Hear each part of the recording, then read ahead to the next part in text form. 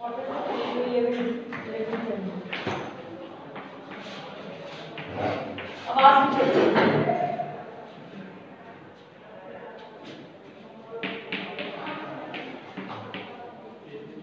ठीक है, यहाँ सुनेगा बहुत ध्यान से, नोट नहीं करना, पहले यहाँ सुनो।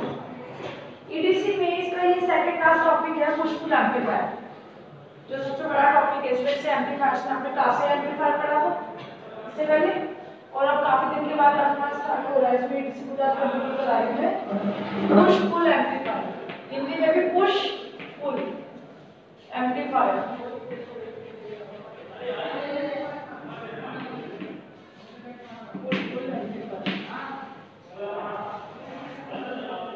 ठीक है, सबसे पहली बात अगर आप भूल गए हो तो हम जो चैप्टर पढ़ रहे हैं बेसिकली, इसमें हम डिफरेंट टाइप के, मैंने आपको पावर एम्पलीफायर बताए थे। बेसिकली आपका जो चैप्टर है वो ट्रांजिस्टर ऑडियो पावर एम्पलीफायर है। चैप्टर का नाम क्या था? ट्रांजिस्टर ऑडियो पावर एम्पलीफायर, जिसमें आपने audio and power, audio amplifier को ऑलरेडी पढ़ चुके हो। अब आप जो पढ़ रहे हो वो पढ़ रहा पावर एम्पलीफायर। पावर एम्पलीफायर हम इसलिए यूज करते हैं, पावर एम्पलीफायर हम इसलिए यूज करते हैं सो दैट हमारी जो लोड है उस पर मैक्सिमम पावर पहुंच सके। ठीक है, मतलब वोल्टेज एम्पलीफायर, वोल्टेज एम्पलीफायर के बाद पावर एम्पलीफायर, पावर एम्पलीफायर के बाद आप क्या करोगे, जो वो पावर है, वो जो सिग्नल्स है वो कहाँ पे जाएंगे? लोड पे जाएंगे। ठीक है, लोड को आपको कुछ भी हो सकता है, लाउड स्पीकर हो सकता है, कुछ भी हो सकता है। फिर मैंने आपको बताया था ना कि हमें हमारा जो पावर एम्पलीफायर का सबसे मेन काम क्या होता है, काम ये होता है पावर एम्पलीफायर का, सबसे जो बड़ा काम है पावर एम्पलीफायर का वो ये है कि वो मैक्सिमम पावर को क्या कर सके, मैक्सिमम पावर प्रोवाइड कर सके। कहाँ पे? आउटपुट पे। आउटपुट पे मैक्सिमम पावर को क्या कर सके? प्रोवाइड कर सके, अधिकतम शक्ति को प्रदान कर सके लोड को। ठीक है, और मैक्सिमम पावर कब होती है? जब आपका लोड इम्पीडेंस आपका सोर्स इम्पीडेंस के बराबर होता है, या आप ये कहो कि आपका सोर्स इम्पीडेंस लोड इम्पीडेंस की, या RS बराबर RL की। समझ आ रही मेरी बात? हाँ या ना? ये कंडीशन थी, मैक्सिमम पावर ट्रांसफर थ्योरम यही कहती है, हाँ या ना? ठीक है, उसके बाद मैंने आपको बताया था कि इम्पीडेंस मैचिंग करना कि हमारा ZS बराबर ZL की हो, कैसे डिसाइडेड होगा। मैंने आपको ट्रांसफार्मर की टर्न्स रेशो पर डिपेंड करता है, अगर आपको याद हो। यहाँ पे क्या था? R1 था और ये वाला R1 डैश था। ये टर्न्स रेशो N1 थे और ये टर्न्स रेशो N2। समझ आई मेरी बात? ये आपका V1 था, ये आपका V2। ऐसे मैंने आपको बताया था। फिर मैंने आपको ट्रांसफार्मर के टर्न्स रेशो पे बताया था कि ट्रांसफार्मर के टर्न्स रेशो पे डिपेंड करता है। तो जैसे मैंने R1 डैश है तो R1 की वैल्यू निकाल दी थी यहाँ पे, if you have remember, R1 is equal to N1 upon N2 का स्क्वायर। ये पूरा डेरिवेशन था, ये फाइनल टर्म बता दी मैं, क्योंकि आपको याद आ जाएगा कि मैं क्या करूँगा। ठीक है, ऐसे उठा के पुश पुल एम्पलीफायर पढ़ाऊंगी तो याद नहीं। फिर मैंने आपको इसी में बताया था N1 अपॉन N2 और ये था R1 डैश। मतलब अगर सब कुछ किस पर डिपेंड कर रहा है? Number of turns per. अगर ट्रांसफर आपका लोड इम्पीडेंस इम्पीडेंस मैचिंग होगी, मैक्सिमम पावर ट्रांसफर थ्योरम होगा, वो किस पे डिपेंड करेगा? आपके नंबर ऑफ टर्न्स पे। और आपको या तो ये वाला लोड पता होना चाहिए या ये वाला। अगर आपको टर्न्स रेशो पता है और ये पता है, टर्न्स रेशो तो पता ही होगी क्योंकि ट्रांसफर तो आप यूज करोगे। ऑब्वियस सी बात है ना, एक स्टेज को दूसरी स्टेज से जोड़ोगे। आपको बताया था ना, मैंने आपको बहुत सारी टेक्निक्स बताई थी ना, याद आ रहा है? नहीं याद? भूल गई क्या भाई? RC और एक बताया था ट्रांसफार्मर कपलिंग और एक बताया था डायरेक्ट कपलिंग। ये बताया था, तो ये बताया था ट्रांसफार्मर कपलिंग बताई थी किस वजह से समझाया था। अरे सुनो,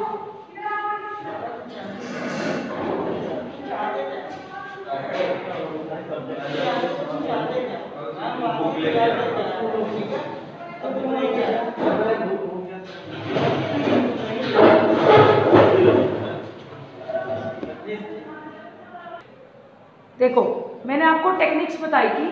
एक थी आपकी RC कपलिंग था, एक आपका क्या था? ट्रांसफार्मर कपलिंग था। ठीक है, और एक आपका डायरेक्ट कपलिंग था। ठीक है, RC कपलिंग हम क्यों यूज करते हैं? आपको तो पता है, जब हमें गेन ज्यादा चाहिए ट्रांसफार्मर कपलिंग में आपको गेन किसी स्पेसिफिक पॉइंट पे मिलेगा, लेकिन फिर इम्पीडेंस मैचिंग हमारी बढ़िया होगी। ठीक है, तो ये सब कहानी मैंने बता रखी है। तो इसकी ये जो पावर एम्पलीफायर में जो हम यूज करते हैं इम्पीडेंस मैचिंग के लिए, उसमें हमें ट्रांसफार्मर की क्या पड़ती है, जरूरत पड़ती है जब एक स्टेज को दूसरी स्टेज से। ये मैं आपको क्लास से एम्पलीफायर में बता चुकी हूँ। फिर मैंने आपको पावर एम्पलीफायर के 3-4 टाइप्स बताए, class A, class B, class C, class A बताया था। ठीक है, क्लास ए का बताया और उसमें भी आपको चीज और बताई कि सिंगल हैंडेड और डबल हैंडेड। ठीक है, तो क्लास ए में आपने बताया था कि हमारा जो सिग्नल है बिल्कुल मिड में होता है। ठीक है, क्लास बी में ऊपर पहुंच जाता है, क्लास सी में नीचे पहुंच जाता है और ए बी में आपको कहता है बीच में। यानी ए में आपको कुल 360 के लिए मिलता है, लेकिन जिसकी एफिशिएंसी कम होती है क्लास ए की। ठीक है, उसके बाद मैंने आपको क्लास बी बताया था, वो क्या करता है 180 से ज्यादा मिलता है। ठीक है, 360 से कम मिलता है। तो इस तरीके से मैंने आपको क्या बताई थी, कहानी बताई थी। क्लास बी में आपको 180 पे मिलेगा, क्लास सी में आपको 180 और 360 के बीच में मिलेगा। ठीक है, और क्लास सी में आपको बताया था कि 180 से तो ज्यादा मिलेगा पर 360 से कम मिलेगा। इस तरीके से मैंने आपको 3-4 कहानी बताई थी, कुछ याद आया?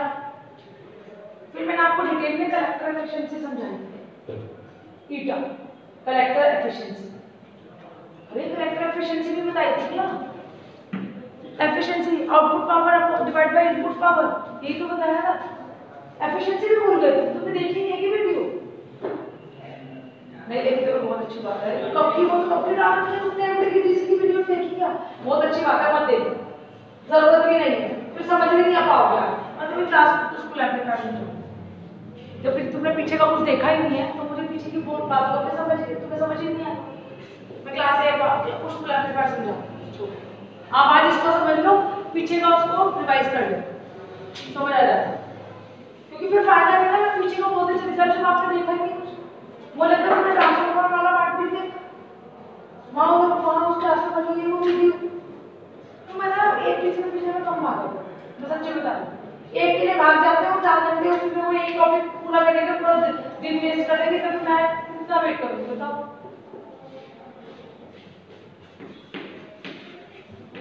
तो रेगुलर क्लास में आते तो गायब हो गए, ये सर से पढ़ रहा था, ये इसलिए नहीं आया, खत्म हो गया।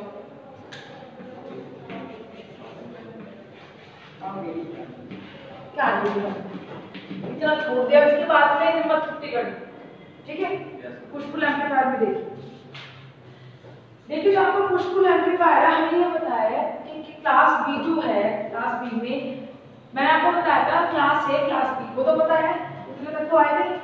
जो क्लास बी एम्पलीफायर है, जो आपका क्लास बी एम्पलीफायर है, सिर्फ सुनो, क्लास बी एम्पलीफायर 180 डिग्री के लिए केवल क्या करता है, आउटपुट देता है 180 डिग्री। ठीक है, वो टोटल तो कितना होता है 360। ये सुनो, या तो पॉजिटिव के लिए देगा या नेगेटिव के लिए देगा, इतनी बात सबको समझ आ रही है? तो एक तरीके से जो पुश पुल एम्पलीफायर है, वो पुश पुल एम्पलीफायर आपका जल्दी आता है।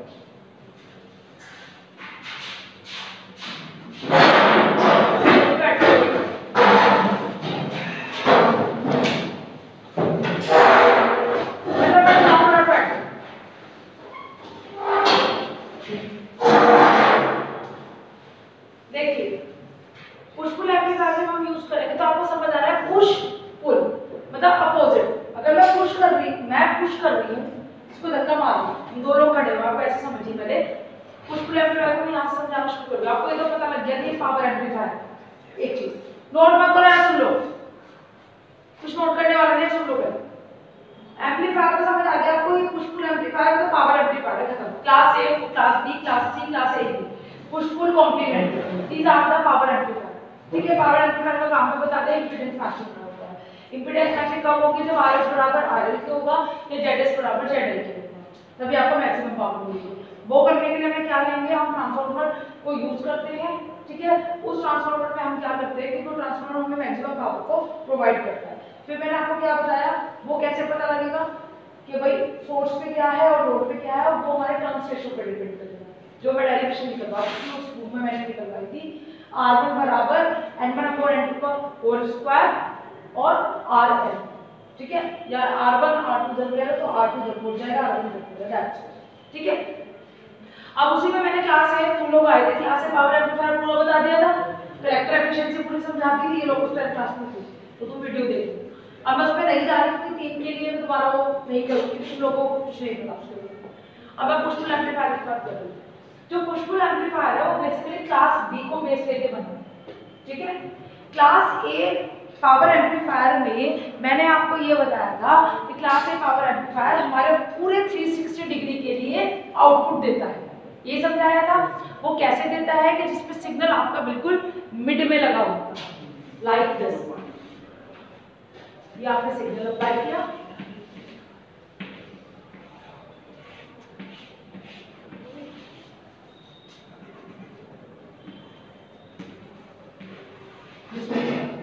इधर क्लास से पावर है। समझ आ रही मेरी बात? यस और नो? समझ आ रहा है आशीष? इतना तो बता दिया था मैंने, ठीक है। जो डेली क्लास में आए थे उस टाइम पे लोग डेली आए क्लास में, से इनको बताने का बोल।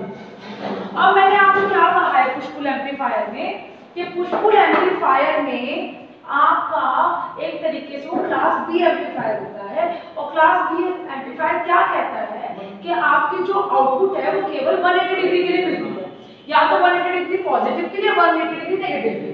इसका भी मैंने आपको तरीका बताया था, मेरा सिर्फ हाथ चलेगा बोर्ड पे, सिर्फ आपको वही सुनना है, ठीक है। आ जाओ। तो अब या तो आपको ये मिले, अगर आप इधर लगा रहे हो सिंगल हैंडेड या डबल हैंडेड, ठीक है, तो रहेगा तो सिंगल हैंडेड, दो टाइप का सिंगल हैंडेड। अब देखो बातें मत करो, मुझे पढ़ाने दो, नहीं पढ़ना चले जाओ, योगेश तुम आगे आ जाओ, फटाफट आ जाओ भाई, मार लड़ाइयाँ सॉल्व करवा रहे थे क्या, खड़े होकर सिर्फ पोज करो, पोज करो, बैठो अभी भी शांत। ना सुनो, तो क्लास बी से पढ़ना वो डिस्टल पे पढ़ा पुश पुल एम्पलीफायर में मैंने बताया कि क्लास बी एम्पलीफायर इसका बेस होता है। अगर एक बार सुन लो तो बहुत सिंपल है, इसे मैं टाइमर फेस करूंगा। क्वाइट मतलब कोई, ठीक है, मुझे कोई और डिस्टर्बेंस नहीं चाहिए, कोई हलचल नहीं चाहिए, नो मोर मूवमेंट। और फोन सब साइलेंट कर लो बिना कर, अब बीच में क्लास बी एम्पलीफायर में मैंने आपको ये बताया था कोई भी एम्पलीफायर हो या तो सिंगल हैंडेड होता है या वो डबल हैंडेड होता है। सिंगल हैंड का मतलब है एक पॉइंट पे शिफ्ट कर दोगे, चाहे तो ऊपर और चाहे नीचे, ये बताया था, ये सब कुछ मैंने वीडियो में समझा। तो मैं class B amplifier push pull amplifier में हाल बताऊं, पुश पुल एम्पलीफायर में आपका क्लास बी एम्पलीफायर यूज होता है। क्लास बी एम्पलीफायर क्या करता है, आपको आउटपुट प्रोवाइड करता है। क्लास बी एम्पलीफायर का बेसिक क्या है, ये आउटपुट प्रोवाइड करता है 180 डिग्री, ठीक है। अब अगर आपने सपोज इनपुट ऐसे अप्लाई की, ठीक है, तो कौन सा एम्पलीफायर है ये, क्लास बी। क्लास बी का मतलब है सिर्फ 180 डिग्री के लिए क्या करेगा, कंडक्ट करेगा, ट्रांजिस्टर केवल 180 डिग्री के लिए कंडक्ट करेगा। तो 180 डिग्री के लिए क्या करेगा, यहाँ से आप एक पॉइंट यहाँ डालोगे, एक यहाँ डालोगे, एक यहाँ डालोगे, लेकिन ये तो मैक्सिमम पॉइंट एक पे पहुंच चुका है, ये सैचुरेशन है ना, ये कट ऑफ है, बीच वाला एक्टिव रीजन है, तो ये इसको आप यहाँ डालोगे तो ये तो यानी पॉजिटिव पार्ट तो आपको कट जाएगा, सब क्या मिलेगा आपको, नेगेटिव पार्ट। और यही नेगेटिव पार्ट आपको नीचे की तरफ से, समझ आ रही है बात। अब अगर मैं कहूँ कि नहीं मुझे तो पॉजिटिव पार्ट चाहिए और है वो क्या, क्लास बी एम्पलीफायर, तो क्लास बी की बातें क्यों हो रही है, विशाल क्यों बातें कर रहे हो भाई, नहीं समझ आ रहा, नहीं आएगा तुम्हें समझ, क्योंकि जो लोग घर में बैठना है ना वो आराम से घर ही बैठे, कोरोना में कहीं जा नहीं रहे हैं ना, जब पूरे पार्टी और शादी अटेंड कर रहे हैं। अब इसमें क्या आ जाएगा, पॉजिटिव पार्ट जाएगा, नेगेटिव पार्ट तो नीचे खत्म हो गया ना, ये कट ऑफ है तो एक्सिस से खत्म हो गया, इसका एक्सिस से खत्म हो गया, तो इसे यहाँ पे पॉजिटिव कट गया था और यहाँ पे नेगेटिव कट। समझ आ गई मेरी इतनी बात। तो आपका यहाँ पे पुश पुल एम्पलीफायर में हम क्लास बी एम्पलीफायर को यूज कर रहे हैं और हमें क्या, हमारी जो आउटपुट मिलेगी क्लास बी एम्पलीफायर ये कहता है कि वो आउटपुट केवल 180 डिग्री के लिए ही प्रोवाइड करता है। समझ आ गया मेरी बात। उसके बाद में अब हमें नाम पुश पुल एम्पलीफायर। अब हमें आउटपुट जो चाहिए वो पूरे 360 डिग्री के लिए चाहिए, लेकिन हमारा जो पुश पुल एम्पलीफायर का बेसिक है वो पुश पुल एम्पलीफायर मिलकर बना है क्लास बी एम्पलीफायर। समझ आई मेरी बात में क्या कह रही हूँ?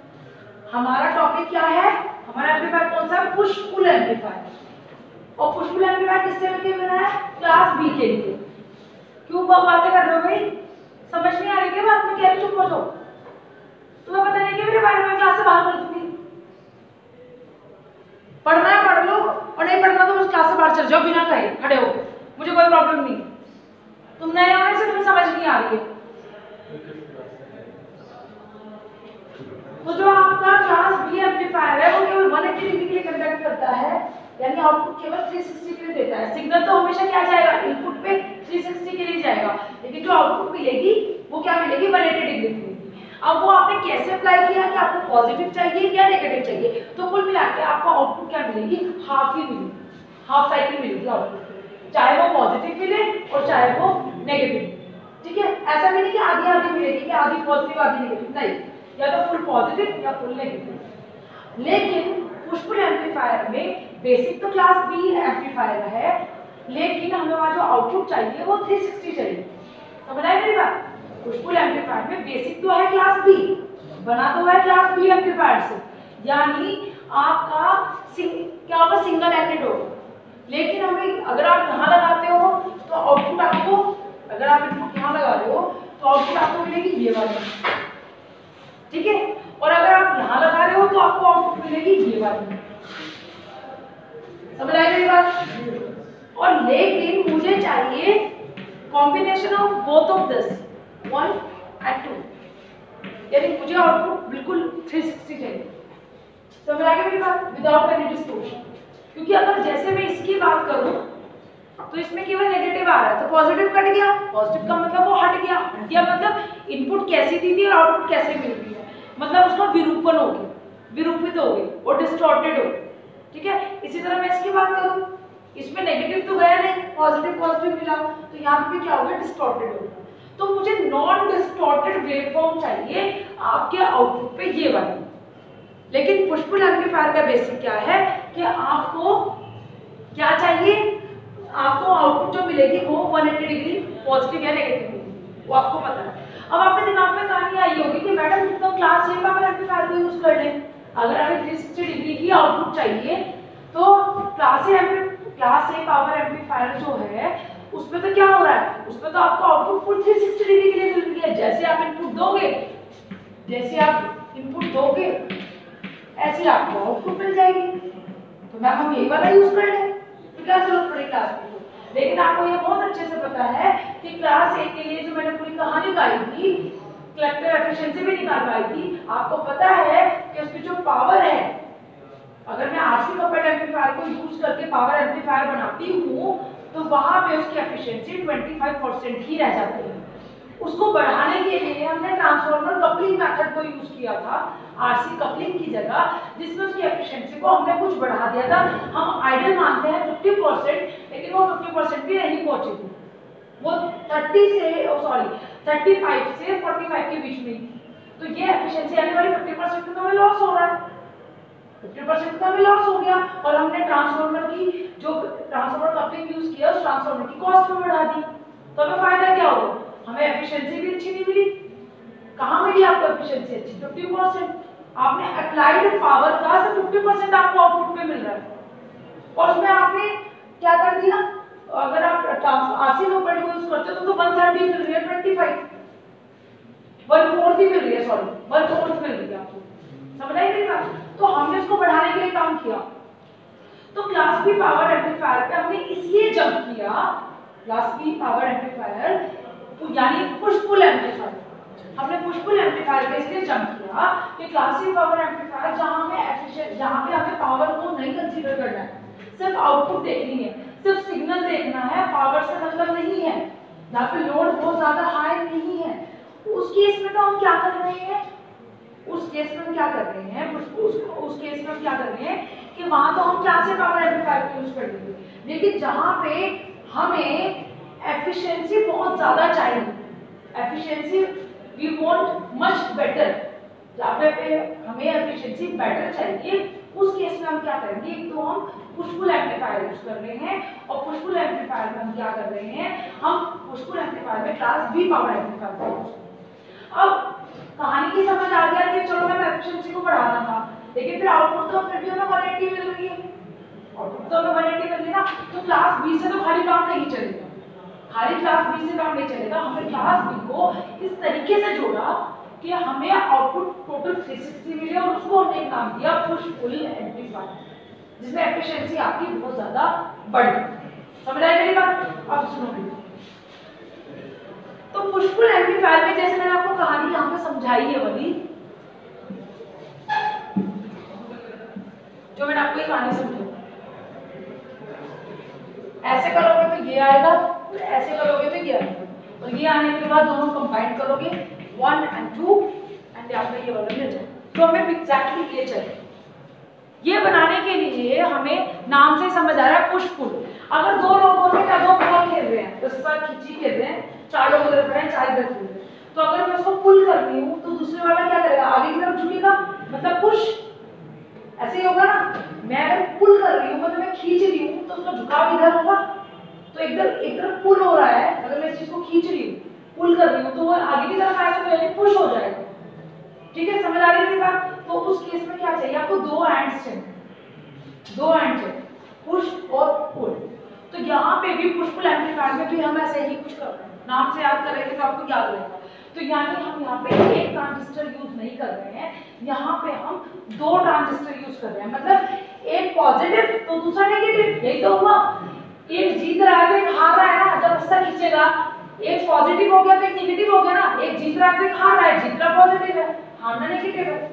समझ आ गई बात? तो यही काम हम पुश पुल एम्पलीफायर में करेंगे। पुश पुल एम्पलीफायर में जो हम 2 ट्रांजिस्टर को यूज कर रहे हैं, वो हम इस तरीके से यूज कर रहे हैं कि एक पॉजिटिव हाफ के लिए काम करे तो दूसरा नेगेटिव हाफ साइकिल के लिए काम। समझ आई मेरी बात? देखो, अगर आप इनपुट सिग्नल लगाते हो और 2 ट्रांजिस्टर हैं, एक ट्रांजिस्टर को अगर एक ट्रांजिस्टर ऑन है तो दूसरा क्या हो जाएगा, देखो एक अगर इस पॉजिटिव हाफ साइकिल के लिए काम कर रहा है, मतलब मैं ये कह देती हूँ आपका जो ट्रांजिस्टर है वो कौन से मोड में काम करता है, फॉरवर्ड बायस में। डायोड किस में चलता है, करंट कब कंडक्ट करता है, फॉरवर्ड बायस में। समझ आ रही मेरी बात? तो वो कब होगा, जब आपका पॉजिटिव हाफ साइकिल के लिए फॉरवर्ड बायस है, तो दूसरा जो ट्रांजिस्टर है Q1 Q2, मैं जब ट्रांजिस्टर बनाऊंगा आपको और ज्यादा समझ आएगा, पहले आप सुन लो, फिर मैं डिटेल में बस बोलते चले जाके आपको समझ आ जाएगा। देखो ये मेरा सिग्नल है, सिग्नल तो हमारा यही रहेगा, ये आपका ट्रांजिस्टर है Q1 और एक ट्रांजिस्टर आपका Q2, ठीक है। यूज हमेशा कॉमन एमिटर मोड ही करेंगे, वो मैंने बताया था क्यों करते हैं।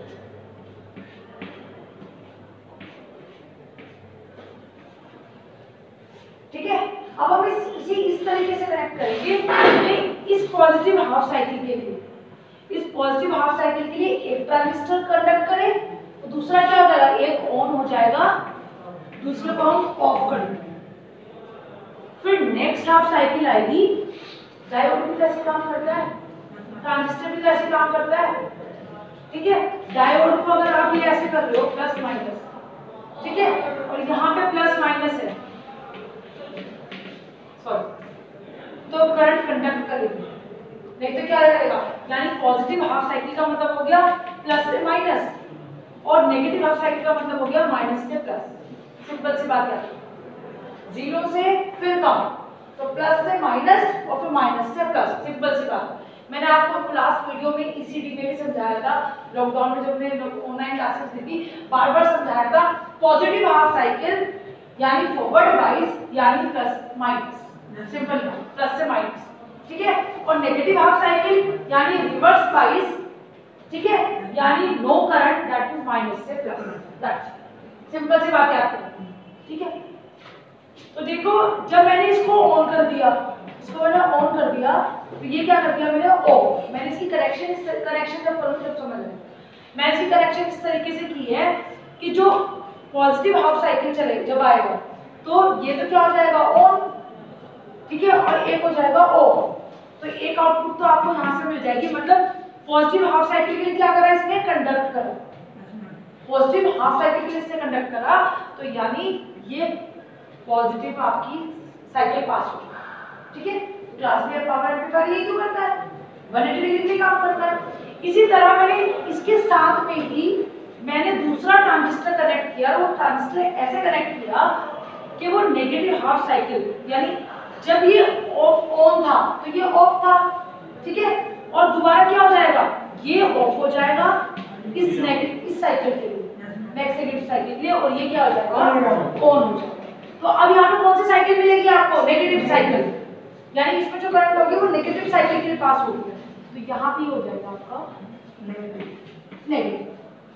तो आपको आउटपुट लोड पे क्या मिलेगा, कलेक्टर पे क्या मिलेगा, कलेक्टर जो आपने कनेक्ट करके लोड कनेक्ट किया होगा ये खत्म। यानी काम तो वही रहा है, ये भी क्लास B पावर एम्पलीफायर है, ये भी क्लास B, अमन शुक्ला, ये भी क्लास B पावर एम्पलीफायर है, ये भी class B power amplifier, 180 degree के लिए इसने किया, 180 डिग्री के लिए इसने किया। तो मुझे पुश पुल बनाना था, तो मैंने दो क्लास B पावर एम्पलीफायर को पुश पुल मोड में क्या कर दिया, कनेक्ट कर दिया, और उसे इस तरीके से कनेक्ट किया कि एक नेगेटिव हाफ साइकिल के लिए काम करे और एक पॉजिटिव हाफ साइकिल के लिए काम करे, क्योंकि मुझे पॉजिटिव हाफ साइकिल जोड़ना चाहिए, मुझे फुल आउटपुट के लिए एक पॉजिटिव हाफ साइकिल चाहिए और एक नेगेटिव हाफ साइकिल चाहिए। तो एक इसके लिए काम करे, पॉजिटिव में कनेक्ट करे और एक नेगेटिव मोड में। समझ आ गया मेरी बात, यस और नो, ठीक है। अब देखिए मैं जरा डायग्राम बना रही हूँ, you just everyone look at the diagram.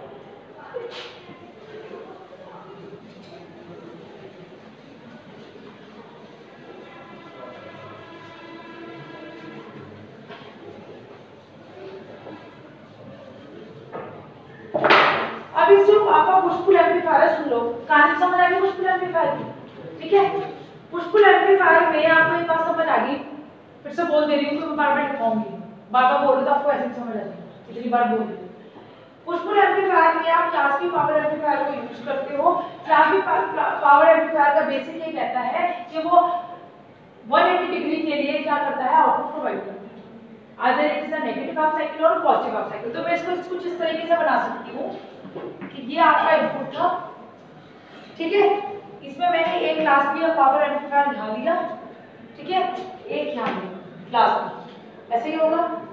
यहाँ पे आपकी इनपुट चाहिए, ये इनपुट सिग्नल, ठीक है, ये क्लास B, ये क्लास B, दो क्लास B यूज करिए ना, ये पॉजिटिव के लिए नेगेटिव के लिए, और यहाँ पर जो आपकी आउटपुट आएगी लोड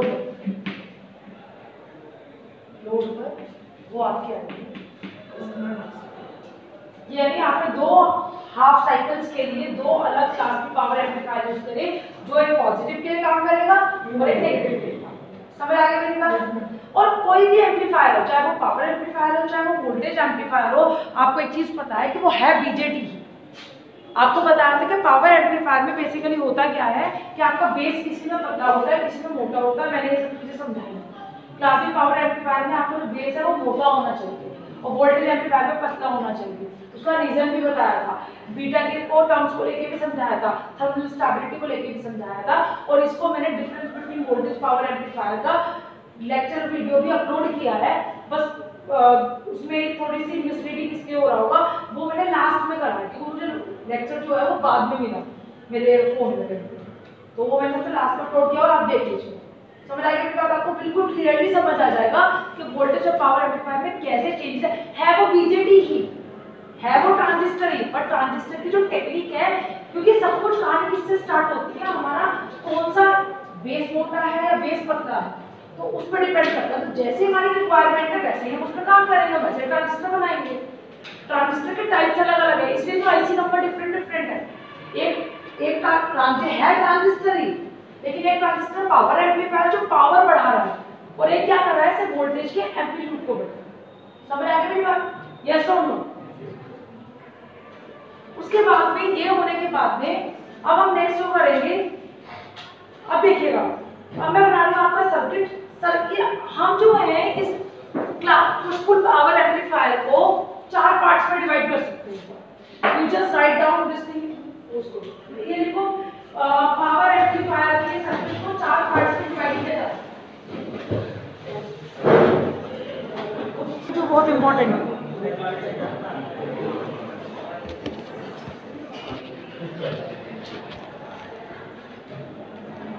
बाद में मैं सर्किट ड्रॉ करूँ, सर्किट आपके सामने ड्रॉ करूँगा, आपको ड्रॉ करना है। देखो जरा पुश पुल एम्पलीफायर के सर्किट को, पुश पुल एम्पलीफायर के सर्किट को 4 पार्ट्स में डिवाइड किया जा सकता है। 4 पार्ट्स में हम कमेंट करना जरूरी होता है क्या? 4 पार्ट्स में डिवाइड किया जा सकता है। पहला पार्ट है phase splitting input transformer. Phase splitting input transformer. दूसरा लिखिए पुश पुल सर्किट, तभी समझ आएगा आपको। पुश पुल, इसमें कोई डेरिवेशन नहीं है, सिर्फ आपको सर्किट समझना है। और ये बीटेक में बहुत यूज होता है पुश पुल सर्किट। थर्ड है push pull output transformer. Push pull output transformer.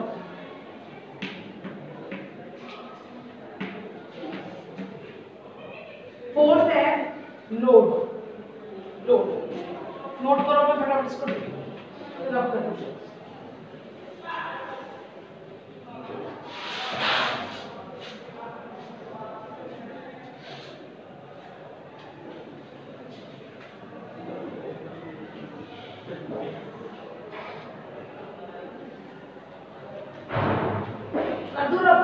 चलिए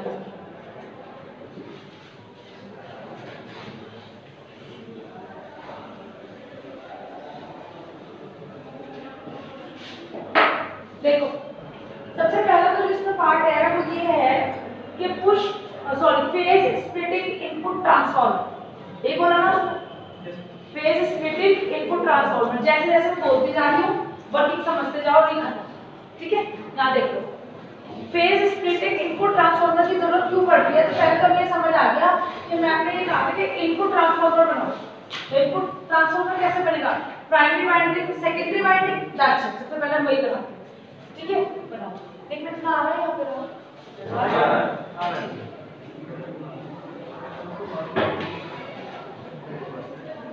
ये बनेगा, खत्म, ठीक है? उसके बाद में अभी मैं कुछ नहीं कह रही हूँ, उसने फेज स्प्लिटिंग इनपुट ट्रांसफॉर्मर कहा है, लेकिन आपको जो इसमें समझ आएगा वो सिर्फ इतना समझ आएगा कि वो इनपुट ट्रांसफॉर्मर समझ आ रहा है। फेज स्प्लिट क्यों हो रहा है, कैसे स्प्लिट करेंगे वो बाद में बताऊंगी। यानी हमें पहले जितना समझ आ रहा है पहले मैं उतना बनाऊंगा जैसा आप करो, ठीक है ना? Input transformer. उसके बाद में ये प्राइमरी वाइंडिंग है, ये सेकेंडरी वाइंडिंग, ठीक है? नंबर ऑफ टर्न्स पे ज्यादा ध्यान मत देना, क्योंकि मैंने सिर्फ अभी ये तो आपको पता है कि स्टेप डाउन ट्रांसफॉर्मर यूज होती है, ठीक है?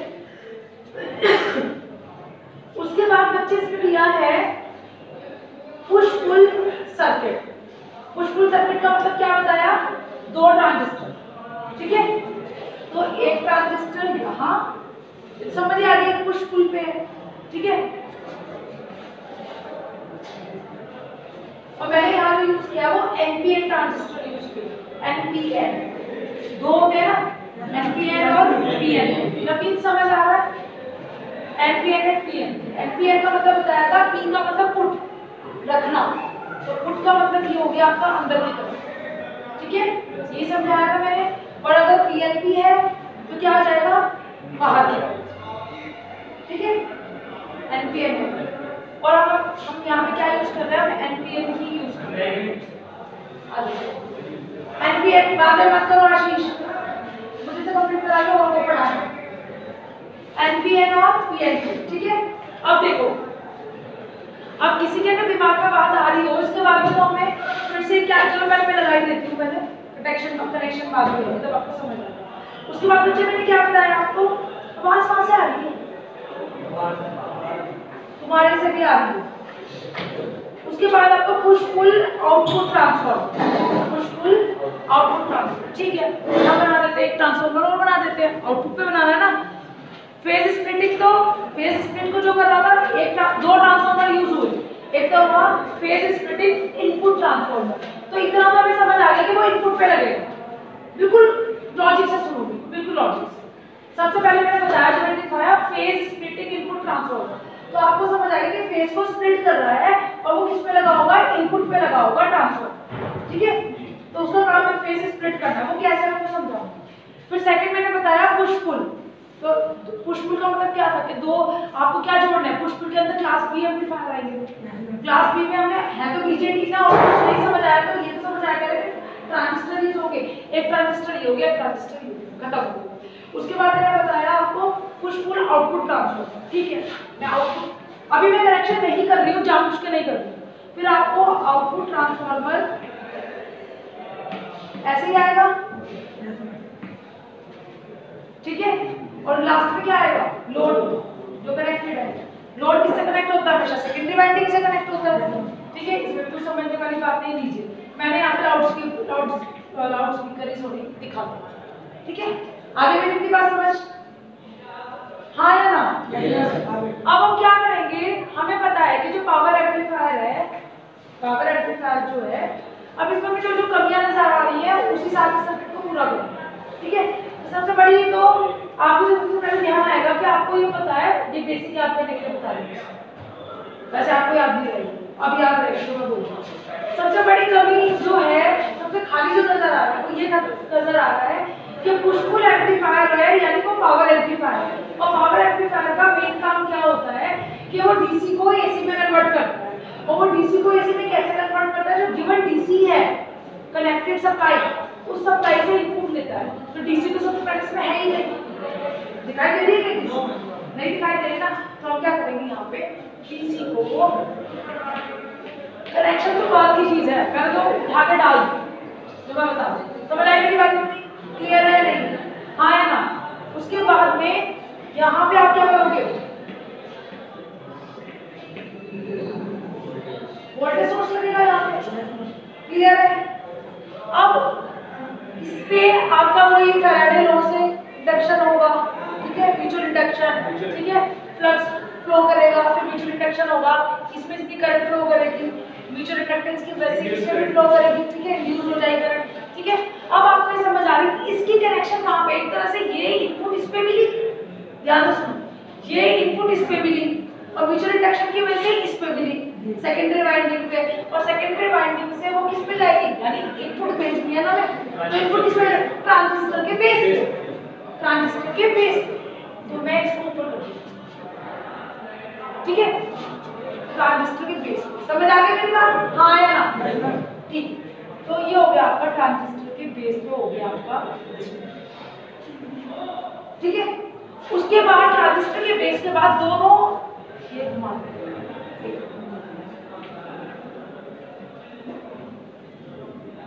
दोनों के एमीटर को कनेक्ट कर दो, ग्राउंड, कॉमन करने से ग्राउंड हो जाएगा ना, तो उल्टा हो गया ना, दोनों एनपीएन है। अरे तुमने क्या किया है, ऐसे धानुष को ऐसे घुमा दिया ना, उसमें क्या हो गया, उससे क्या फर्क पड़ा, मैं तुमने ब्रिटिश ने गलती बना दी, क्या फर्क पड़ा, आगे मेरी बात समझ, ये भी एनपीएन था, ये भी एनपीएन था, क्लियर है, ठीक है। उसके बाद आपको एक बात समझ आई, हमें कॉमन ग्राउंड के टर्मिनल पे ग्राउंडिंग कर दी, क्या दिक्कत, ठीक है। आउटपुट किस पे मिलती है, एमीटर। आप ये चीज याद रखना, हम जो ट्रांजिस्टर लेते हैं उसका एमीटर तो क्या कॉमन एमीटर यूज करते हैं, तो एमीटर को ग्राउंडिंग करना है, कॉमन एमीटर मोड को यूज करते हैं।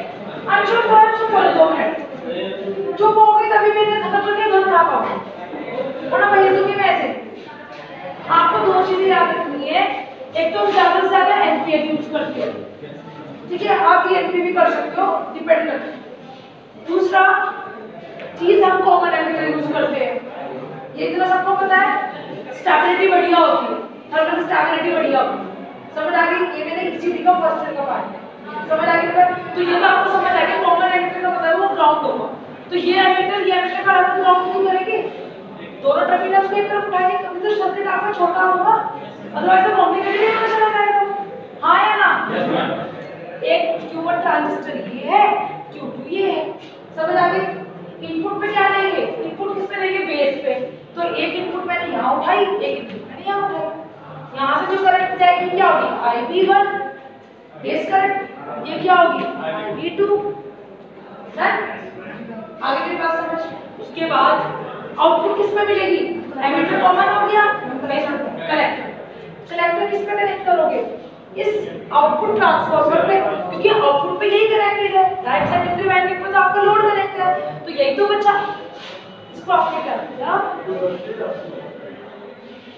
यस और no? This is IC1 and this is IC।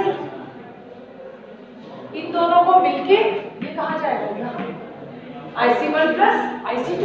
यहाँ पे जो वैल्यू जाएगी आपकी वो क्या जाएगी? IC1 प्लस IC2, और उसकी वैल्यू आपको बढ़ी हुई मिलेगी यहाँ पे। हाँ या ना? इम्पीडेंस मैचिंग बढ़िया होगी ना? हाँ या ना? तो बोलो ना, फिर समझ नहीं। अब इससे ज्यादा अच्छा क्या समझाऊंगी मैं तुम्हें? ये तो देखो जरा, तुम्हारे पे हाँ नहीं आ रही है। ठीक है, अब कहानी क्या आती है कि मैम हमें तो ये भी समझ आ गया, चलो ये चीज भी समझ आ गई। अब जो इसने आपने पार्ट समझाया था हमें, दोनों देखो, चाहे तो ये वाला हो और चाहे ये वाला हो, ये पावर एम्पलीफायर जो आपका है, ये पावर एम्पलीफायर, ये क्या करेगा? इसको तो कनेक्शन यहाँ से तो होगी ही होगी इसकी कनेक्शन। आपको ये पता है कि ट्रांजिस्टर के लोड पे जो वैल्यू कनेक्टेड है, उस वैल्यू को लेके वो डीसी से एसी में कन्वर्ट करता है। ठीक है, तो मैम ये डीसी तो पहली बात इसके सेंटर पे आ जाएगा। हाँ या ना? सेंटर पे आएगा ना, तभी तो ये ऐसा लेके इसको वैल्यू को कन्वर्ट करेगा। एक चीज, ठीक है।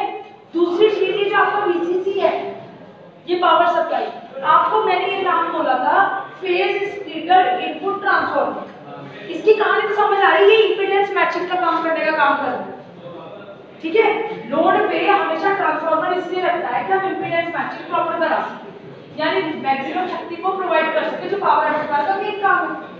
ठीक है, तो ये कहानी तो समझ आ रही है कि यहाँ पे पावर एम्पलीफायर हमने ट्रांसफार्मर हमने इसलिए कनेक्ट किया है ताकि इस पावर एम्पलीफायर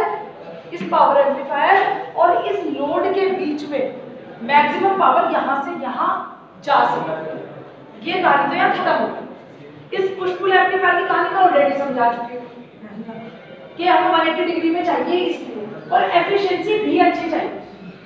जब आशीष और आए थे उन्होंने यही समझा दी थी, ठीक है, कि एफिशिएंसी हमें बढ़िया चाहिए। क्लास ए से एफिशिएंसी अच्छी नहीं मिल रही थी, सिर्फ 360 के लिए आउटपुट मिल रही। खत्म हो गया बच्चे बात। इस लोड का कोई इतना लोड कुछ भी हो सकता है, इसके बीच में इंपीडेंस मैचिंग प्रॉपर कराने के लिए हमने ट्रांसफार्मर को लिया, जो टर्न्स रेशियो पे डिपेंड करता है। जो मैंने फॉर्मूला निकलवाया R1 = N1/N2 का होल स्क्वायर और RL। ठीक है, खत्म। फिर हम इस पे आए, इसको भी बता दे सर्किट को आप एक्सप्लेन कर दोगे।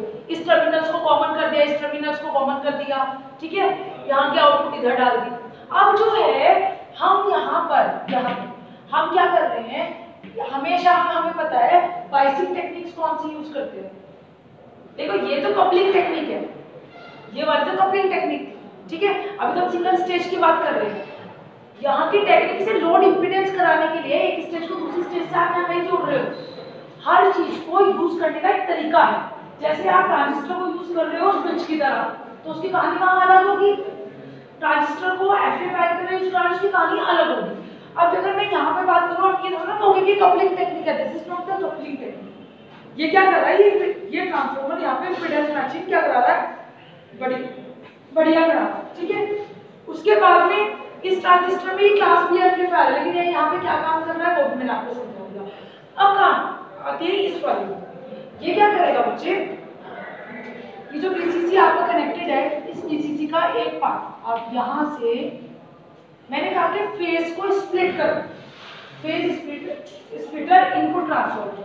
तो जो भी आपकी इनपुट आएगा, इनपुट हाफ साइकिल के लिए थोड़ा ना आ रहा है, इनपुट हाफ साइकिल के लिए तो नहीं आ रहा है, इनपुट तो पूरा फुल साइकिल आएगा। या तो वो पूरा ऑन होगा या पूरा ऑफ होगा। तो मुझे क्या करना पड़ेगा, अपने इनपुट को दो पार्ट में डिवाइड करना पड़ेगा, यानी एक पे तो पॉजिटिव जाए और एक पे नेगेटिव जाए। मतलब ये जो पॉजिटिव साइकिल है, इस पॉजिटिव साइकिल के दो पार्ट्स करोगे, ठीक है, एक फुल पॉजिटिव और एक फुल नेगेटिव। तो आपने उसको यहाँ से क्या किया, ये पूरे साइकिल तो यहाँ से यहाँ ऐसे ही कर दी, ये यहाँ पे ऐसे ही जा रही है, एक इसमें तो ऐसे ही जा रही है, लेकिन यहाँ पे जाके दो पार्ट्स में डिवाइड हो। कैसे, क्या आप क्या करोगे, सेपरेट, क्या करेंगे, सेंटर टैपिंग। सेंटर मतलब आप टैपिंग का मतलब तो जोड़ना, टैप करना मतलब जोड़ना सेंटर से। तो आपने क्या किया, क्योंकि बीजेटी डीसी पे एसी पे काम नहीं करेगा, वो डीसी पे काम करेगा, ठीक है। तो आपने क्या किया, ये यहाँ पे फेज स्प्लिटर लगाया, यहाँ से एसी भी आपको हाफ साइकिल के लिए मिलेगी और डीसी भी क्या मिलेगी आपको, हाफ साइकिल। तो आपने इस पीसीसी को यहाँ पे कनेक्ट किया, लेकिन यहाँ पे आप ऐसे डायरेक्टली कनेक्ट नहीं कर सकते, क्यों, क्योंकि अभी आप तक जो मैं आपको समझा रहा हूँ वो लॉजिक समझना। मैंने अभी तक आपने यहाँ पे कोई ये सिंगल स्टेज है, ये सिंगल स्टेज ही तो है, पुश पुल एम्पलीफायर की एक ही तो स्टेज यूज किया आपने, तो यहाँ पे कपलिंग टेक्निक की तो कोई जरूरत ही नहीं है, उसको तो भूल दो। लेकिन आपको ये समझाया गया था ईसीटी में, जब मैंने आपको वीडियोस लेक्चर डाले थे, कि जब भी हम कोई ट्रांजिस्टर को लेते हैं तो हमें उसकी बाइसिंग पे ध्यान रखना पड़ता है कि उसका क्यू पॉइंट बिल्कुल बीच में रहे, बिल्कुल बीच में रहे। कि एम्पलीफायर यहाँ पे आप ट्रांजिस्टर को एम्पलीफायर की तरह यूज करा रहे हो, तो वहां पे आपका जो ट्यूब पॉइंट है वो बिल्कुल मिड में होना चाहिए। वो कब होगा, कोई उसको फिक्स करना पड़ेगा, उसको फिक्स करने के लिए आप बाइसिंग टेक्निक यूज करोगे, emitter biasing, collector base biasing, ठीक है, self base biasing, self base biasing, और एक आपका था वोल्टेज डिवाइडर बाइसिंग, ठीक है। वोल्टेज डिवाइडर बाइसिंग में जो पोटेंशियल आता है, जो भी इनपुट आती है डीसी, आप उसको दो पार्ट में डिवाइड करते हैं, जैसे मैंने हमेशा आपको समझाया है। अगर आपको याद ना हो तो ये देखिए, हर बार यही कर रहे हो, ये R1, ये R2, यहाँ आपका BCC था, ठीक है, यस और नो। तो आप क्या करोगे, यहाँ पे आप यही काम करोगे, यानी यहाँ पे आप जो वैल्यू डालोगे ये इस तरीके से समझ आ गई मेरी बात, यस और नो, ठीक है। तो आप ना लॉजिक समझिए, वरना उठा के डायग्राम बना के और तुम्हें समझा के मुझे कोई फायदा नहीं है, समझ आ गई मेरी बात। तो देखिए ये R1 R2, अब मैं आपको पूरी कहानी समझा, इतनी बात आपको सबको समझ आ गई, नहीं समझ आ गई। अब मैं सर्किट दोबारा समझाऊं, ठीक है। ये सर्किट आपके इनपुट ट्रांसफार्मर में लगाया है, पहले ध्यान सुन लो, लिखवाने की जरूरत नहीं पड़ेगी, और यही कहानी है। देखिए यहाँ पर पुश पुल एम्पलीफायर का पूरा सर्किट दिखाया गया है, इसको हम 4 पार्ट्स में हमने डिवाइड किया है, जिसमें सबसे पहला पार्ट आता है यहाँ पर हमने दो ट्रांसफार्मर को यूज किया है, एक इनपुट पे एक आउटपुट, ठीक है। लेकिन इन दोनों ट्रांसफार्मर का जो काम होगा वो अलग अलग होगा। जैसे कि हम पहले से जानते हैं कि पुश पुल सर्किट जो है और लोड को हम डायरेक्टली कनेक्ट नहीं कर सकते, इसलिए पावर एम्पलीफायर की डायरेक्ट वैल्यू को आउटपुट पे नहीं दे सकते, क्योंकि वहाँ पे इम्पीडेंस मैचिंग का होना जरूरी है। उस इम्पीडेंस मैचिंग को आरसी कपलिंग मेथड से उतना बेटरली नहीं किया जा सकता जितना ट्रांसफार्मर कपलिंग से किया जा सकता। तो ट्रांसफार्मर कपलिंग क्या करेगा, ट्रांसफार्मर को यूज करने का यहाँ पे क्या होगा कि आप यहाँ पे कलेक्टर की दोनों एनपीएन ट्रांजिस्टर के कॉमन एमिटर मोड में यूज किए हुए ट्रांजिस्टर के दोनों कलेक्टर टर्मिनल C1 और C2 को, यानी ट्रांजिस्टर Q1 और Q2 के दोनों कलेक्टर टर्मिनल्स को प्राइमरी वाइंडिंग से कनेक्ट करेंगे, ठीक है। और फिर वो वैल्यू म्यूचुअल इंडक्टेंस से किस पे जाएगी, सेकेंडरी वाइंडिंग पे जाएगी, ठीक है। सेकेंडरी वाइंडिंग पे जाने के बाद वो वैल्यू लोड पे जाएगी। इतनी कहानी होगी इस वाले। फिर हम पहुंचेंगे फर्स्ट, क्योंकि हमें पता है कि जो भी हम इनपुट अप्लाई करेंगे वो पूरी किसकी होगी, 180 डिग्री की होगी। लेकिन हमारा जो दो ट्रांजिस्टर है पुश पुल सर्किट में, वो दोनों अपोजिट पोलैरिटीज के होने भी चाहिए पुश पुल के लिए, क्योंकि एक पुश करेगा तो दूसरा पुल करेगा। एक पॉजिटिव के लिए काम कर रहा है, एक नेगेटिव साइकिल के लिए काम कर रहा है, एक पॉजिटिव हाफ साइकिल के लिए काम कर रहा है तो एक नेगेटिव हाफ साइकिल के लिए काम कर रहा है। तो हमें वहां पे क्या करना पड़ेगा कि दोनों ट्रांजिस्टर अपोजिट पोलैरिटी के लेने पड़ेंगे, ठीक है। तो अपोजिट पोलैरिटी के वो कब होंगे, जब आप क्या करोगे, उनको अपोजिट मोड में कनेक्ट करोगे। अपोजिट पोलैरिटी का मतलब ये हो गया, एक पॉजिटिव हाफ साइकिल के लिए ऑन होगा तो दूसरा नेगेटिव हाफ साइकिल के लिए ऑन होगा। समझ आ गई मेरी बात। अब यहाँ तो हमने क्या किया, दोनों बेस को सेकेंडरी वाइंडिंग की एक पॉजिटिव, देखो कैसे होगा, ये प्लस होगा ना, देखिएगा मैं समझाती हूँ। जैसे ये पॉजिटिव हाफ साइकिल लेगा, या समझो जैसे पॉजिटिव हाफ साइकिल ये वाली जाएगी तो ये प्लस है और ये माइनस है टर्मिनल का, या ध्यान से सुनिए कई तरीका है समझते। अब मैंने कहा कि दो साइकिल्स पे जाएगा, ये पूरी साइकिल है तो पहले हाफ साइकिल जाएगी तो प्लस से माइनस, तो प्लस से माइनस यानी यहाँ प्लस से माइनस, तो यहाँ पे भी क्या होगा, प्लस से माइनस। समझ आ रही है मेरी बात। प्लस से माइनस क्या होगा, यानी ट्रांजिस्टर का ये प्लस है तो ये माइनस है, ऐसे भी होगा। एक फॉरवर्ड वाइज होगा तो एक क्या होगा, रिवर्स वाइज होगा, क्योंकि ट्रांजिस्टर दोनों एन के ही है और दोनों ही कॉमन एमिटर है। आ रही मेरी बात समझ? तो ये आपका क्या हो गया, फॉरवर्ड वाइज, तो ये क्या हो जाएगा, रिवर्स वाइज। सेम ट्रांजिस्टर है तो सेम ट्रांजिस्टर को आप साथ साथ एक साथ रखोगे आगे पीछे तो दोनों ऑन होंगे, लेकिन अगर पैरेलल में रख दोगे तो अलग हो जाएंगे ना। तो एक आपका पॉजिटिव तो एक आपका नेगेटिव, समझ आ रही है ना? तो देखिएगा, देखो ऐसा है एन पी एन, ऐसे मैं और अच्छे से समझाऊंगी, क्योंकि मैं ये मान के चल रही हूँ कि अभी आपने जो भी पिछले सेमेस्टर पढ़ा वो आपने ढंग से देखा, ठीक है? तो जब पॉजिटिव नेगेटिव की बात तो समझ आ रही है, इसके बेस पे क्या जा रहा है, पी से पी कनेक्ट हुआ तो क्या हो जाएगा, पी से P connect forward wise, forward wise क्या होगा, same P P positive P and negative negative negative क्या हो जाएगा, फॉरवर्ड वाइज। और पॉजिटिव नेगेटिव क्या हो जाएगा, रिवर्स वाइज।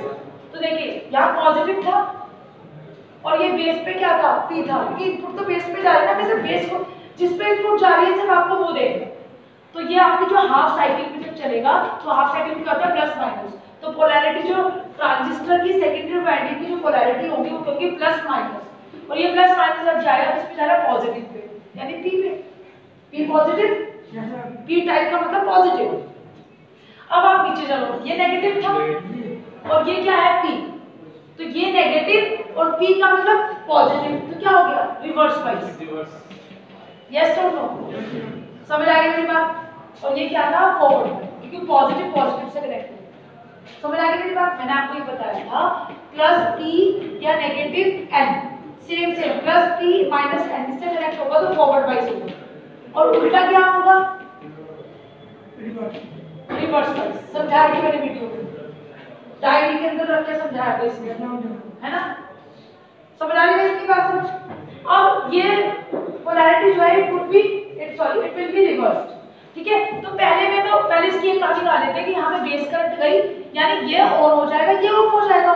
जब ये रिवर्स वाइज हो गया तो रिवर्स वाइज का मतलब open switch means no current, मतलब ब्रेकडाउन बहुत ज्यादा, मतलब जो बैरियर वोल्टेज है वो बहुत ज्यादा है, कोई इलेक्ट्रॉन इधर से इधर पास ही नहीं हो पाएगा, तो क्या लेकिन no current will be flow, ठीक है? तो ये हो जाएगा ऑफ, किसके लिए, पॉजिटिव हाफ के लिए, यानी आपकी जो वैल्यू यहाँ से आएगी, यहाँ से जो वैल्यू आएगी वो क्या आएगी, ये, क्योंकि वो पॉजिटिव को पास करेगा ना। अब दूसरे पे चलते हैं, देखो अब फिर से समझ, अब ये जो पॉजिटिव हाफ साइकिल, ये सॉरी फुल साइकिल थी, पॉजिटिव का काम समझ लिया, अब नेगेटिव का काम समझ लिया। नेगेटिव कैसे होगा, ऐसे, मैंने आपको फिर से बताया था पॉजिटिव हाफ साइकिल का मतलब है प्लस से माइनस, ठीक है? यहाँ से बढ़ा, बढ़ के फिर घट गया, तो इसलिए जीरो से बढ़ा ना तो प्लस से वापस माइनस हो गया, और जब हम इसमें चलेंगे तो ये माइनस से वापस आप शून्य की तरफ जा रहे हो, तो शून्य माइनस से तो बड़ा ही होता है ना, किसी का 0 नंबर आया और किसी का -1 आएगा, तो ये तो कहते हैं तो वैसे भी पीछे है, ये तो मतलब हो गया आया ना, तो ये क्या हो गया आपका माइनस से प्लस। समझ आई मेरी बात? अब इसकी पोलैरिटी देखो, अब जब नेगेटिव हाफ साइकिल लगेगी तो क्या हो जाएगा, माइनस से प्लस, एक तो होगी पोलैरिटी, फिर आप लिखेंगे minus and this is plus. समझ आ रही मेरी बात? ये तो एज इट इज है NPN। अब देखो माइनस से क्या कनेक्ट हो रहा है, P, तो क्या हो जाएगा, रिवर्स वाइज, उल्टा कनेक्ट हो रहा है ना, और ये प्लस से क्या कनेक्ट हो रहा है, प्लस पॉजिटिव, तो क्या हो जाएगा, फॉरवर्ड वाइज। तो यहाँ पे कौन सी करंट, कौन सा पास होगा, ये नेगेटिव वाला पार्ट, यानी नेगेटिव करंट पास होगी, नेगेटिव साइकिल पास होगी, यानी इस बार पहले तो आपके आया ये वाला IC1 के थ्रू, इस पे सेकेंडरी और प्राइमरी वाइंडिंग पे, और फिर आप कौन सी आएगी आपकी सेकेंडरी, प्राइमरी वाइंडिंग पे आपको आएगा नेगेटिव हाफ साइकिल, और ये दोनों मिलके यहाँ से यहाँ चलेंगे और जो लोड को ड्राइव करेंगे, दैट्स इट। एक तो एफिशिएंसी भी बढ़िया मिल गई, और क्लास बी को हमने इस 2 क्लास पे यूज कर लिए। ऐसा तो मैं भी लिखा नहीं आपको क्लास बी में एक ही यूज करना था, हमें क्लास बी को यूज किया, लेकिन हमने इस तरीके से यूज किया, एफिशिएंसी भी बढ़िया हो गई, और जो उसको बेसिक था कि 180 के लिए दे रहा था, ये भी 180 के लिए दे रहा है, ये भी 180 के लिए दे रहा है, लेकिन आउटपुट पे हमें क्या मिला, फुल 360, एफिशिएंसी भी बढ़िया मिली, और हमें क्या मिला, हमें आउटपुट भी 360 के लिए भी। तो क्लास ए से क्लास बी पे हमने क्लास बी पावर एम्पलीफायर पे हमने इसलिए जंप किया। समझ आई मेरी बात? पहले आपको क्लास ए समझाया गया, class B, class C, class A अलग अलग समझाया गया, छोटा छोटा पोर्शन। वो अलग अलग किसी काम का नहीं है, वो तो उसका बेसिक है। जैसे डायोड है, बेसिक है। डायोड के बाद आप हर बार से ट्रांजिस्टर सुन रहे हो, ठीक है? जैसे मैंने गेट पढ़ाया डिजिटल में, गेट के बाद में आप गेट थोड़ा ना पढ़ रहे हो, आप तो उसकी एप्लीकेशंस पढ़ रहे हो कि फुल सबट्रैक्टर, हाफ सबट्रैक्टर। तो हमें एप्लीकेशंस पढ़नी है, बेसिक तो हमें समझा दिया। तो class A, class B, class A B, class C, उनकी कहानी पता लगी, उनकी एफिशिएंसी पता लगी। अब हमने उसको इंप्लीमेंट किया कि हम पावर एम्पलीफायर की रेंज को कैसे और बढ़ा सकते हैं। आप देखना कभी 6.1 आता है, फिर पहले 4.1 था, उससे पहले 2.1 थे, छोटे छोटे दो स्पीकर थे, कनेक्ट कर दिया। अब एक ही में 6.1 स्पीकर आता है, तो वो इसी की देन है। आप एम्पलीफायर के टाइप्स को बढ़ाए चले जा रहे हो, उसकी पावर को बढ़ाया जा रहे हो। पावर जितनी ज्यादा होगी, पावर प्लस एफिशिएंसी, एक तो पावर तो अच्छी है पर उसकी आवाज भी नहीं फट रही है। और क्या कर रहा है, पावर का लॉस नहीं हो रहा है, मतलब आप डे बाय डे उसको मिनिमाइज किए जा रहे हो, साइज को मिनिमाइज किए जा रहे हो।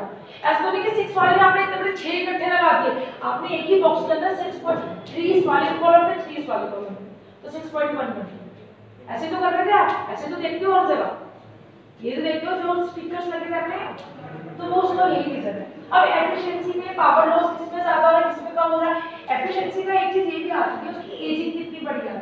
अगर आप इंडेक्स का उठाओगे और एक आप बीटेल का उठाओगे, तो वैसे बीटेल का अच्छा होगा। अब बीटेल से भी आप आगे जंप करोगे, आपने सोनी पे जंप किया, महंगा भी होगा, एफिशिएंसी, वो आवाज को फाड़ेगा नहीं कि आपने पूरा ऑन कर दिया। जितनी मैक्सिमम अगर आप आवाज को ऑन करते हो तो कई बार आवाज ना फटनी शुरू हो जाती है, ठीक है?